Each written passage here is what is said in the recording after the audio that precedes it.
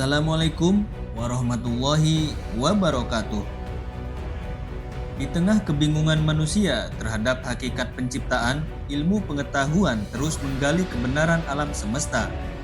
Namun, jauh sebelum teleskop pertama diciptakan, sebelum mikroskop menemukan sel terkecil, wahyu ilahi telah lebih dahulu menggambarkan hakikat-hakikat ilmiah yang kini terbukti oleh sains modern. Al-Quran, kitab suci umat Islam, bukan hanya pedoman spiritual, tetapi juga kitab penuh ilmu yang membentang dari kedalaman laut hingga galaksi terjauh. Mari kita telusuri bagaimana firman Allah Subhanahu wa Ta'ala telah menggambarkan kebenaran ilmiah 14 abad yang lalu, dan bagaimana sains hari ini baru mampu menyusul kebenaran itu. Dan apakah orang-orang kafir tidak mengetahui bahwasanya langit dan bumi itu keduanya dahulu adalah satu yang padu. Kemudian kami pisahkan antara keduanya. Quran Surat Al-Anbiya ayat ke-30. Ibnu Katsir menyebutkan bahwa ayat ini menunjukkan asal mula penciptaan langit dan bumi dari satu kesatuan zat, kemudian dipisahkan oleh kekuasaan Allah. Sains mengatakan bahwa alam semesta berawal dari satu titik tunggal melalui ledakan besar Big Bang. Menakjubkan, 14 abad silam Al-Quran sudah menyebutkan bahwa langit dan bumi dulunya satu kesatuan yang padu sebelum dipisahkan. Ini bukan pernyataan manusia, ini firman Allah yang Maha mengetahui segalanya.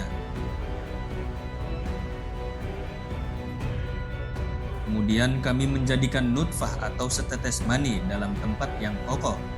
Lalu nutfah itu kami jadikan alaqah atau segumpal darah. Lalu kami jadikan alaqah itu mudghah atau segumpal daging. Quran Surat Al-Mu'minun ayat ke-13 sampai ke-14. Di dalam sebuah hadis disampaikan, sesungguhnya salah satu seorang dari kalian dikumpulkan penciptaannya dalam perut ibunya selama 40 hari dalam bentuk nutfah. Hadis riwayat Bukhari dan Muslim.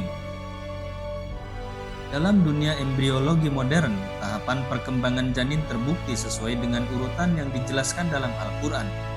Padahal Nabi Muhammad SAW tidak memiliki laboratorium atau mikroskop, melainkan wahyu dari Allah semata. Bukankah kami telah menjadikan bumi itu sebagai hamparan dan gunung-gunung sebagai pasang? Quran Surat An-Naba ayat ke-6 sampai ke-7. Geologi modern menjelaskan bahwa pegunungan memiliki akar yang dalam dan berfungsi menstabilkan kerak bumi. Al-Quran menyebutnya sebagai pasak yang menancap, bukti bahwa kitab ini bukanlah karangan manusia, melainkan firman dari Sang Pencipta bumi dan langit. Dia membiarkan dua lautan mengalir, yang keduanya kemudian bertemu.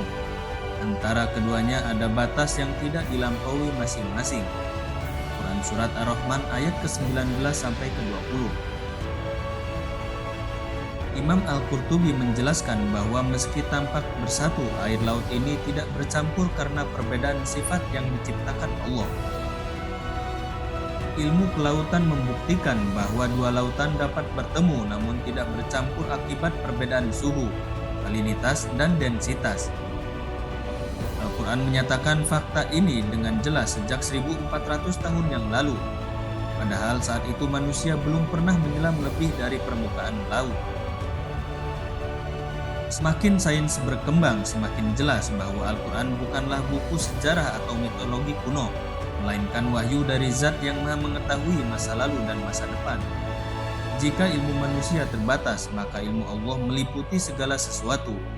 Maka pertanyaannya bukan lagi apakah Al-Quran terbukti secara ilmiah, tetapi apakah kita siap tunduk kepada kebenaran yang telah terbukti ini. Wallahu a'lam bishawab. Terima kasih. Wassalamualaikum warahmatullahi wabarakatuh.